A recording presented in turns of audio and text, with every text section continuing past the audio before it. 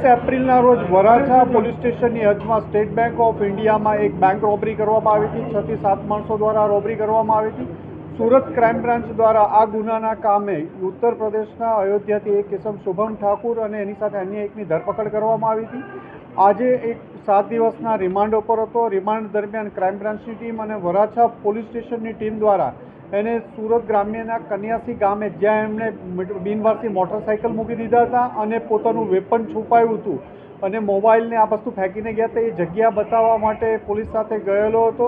એ દરમિયાન એણે જે જગ્યાએ વેપન છુપાવેલું હતું ત્યાં અચાનક એમાંથી વેપન કાઢી અને પોલીસ ઉપર એક રાઉન્ડ ફાયર કરતા જવાબી કાર્યવાહીમાં એસીપી ક્રાઇમ કિરણ મોદી દ્વારા એક રાઉન્ડ ફાયર કરવામાં આવ્યું છે। એને ત્યાંથી તુરંત પ્રાથમિક સારવાર માટે હોસ્પિટલ લઈ જવામાં આવ્યો છે અને ત્યાંથી અહીંયા સિવિલ હોસ્પિટલ એક ગ્રેડેડ ક્રિમિનલ હતો, અગાઉ પણ 302 જેવા કેસોમાં પકડાયેલો છે। એને ખબર હતી કે જો હું આ કેસમાં એરેસ્ટ થઈશ અને મને લાંબુ જેલમાં રહેવું પડશે અથવા લાંબી પનિશમેન્ટ પણ આવશે, એટલે એ ભાગવાની કોશિશ કરવા માટે પોલીસ ઉપર હુમલો કરવા માટે પણ પ્રયત્ન કર્યો અને એને તાત્કાલિક પોલીસ દ્વારા હોસ્પિટલ લાવવામાં આવ્યો છે અને એની સારવાર ચાલુ છે। કન્યાસી ગામ છે સુરત ગ્રામ્યમાં, ત્યાં ફાયર કરવામાં આવ્યું છે। એને જવાબી કાર્યવાહીમાં પોલીસ દ્વારા ફાયર કરવામાં આવ્યું હતું, જેમાં એના પગમાં ગોળી વાગેલી છે।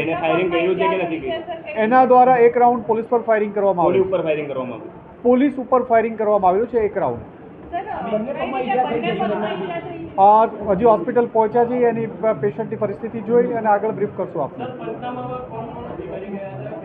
એ પોલીસની કાર્યવાહી ચાલુ છે। રીડિંગ ટીમ દ્વારા વરાછા પોલીસ સ્ટેશન અને સુરત ક્રાઇમ બ્રાન્ચની ટીમ ગઈ હતી। સર, એક જ આરોપી લઈ જવામાં આવ્યો હતો?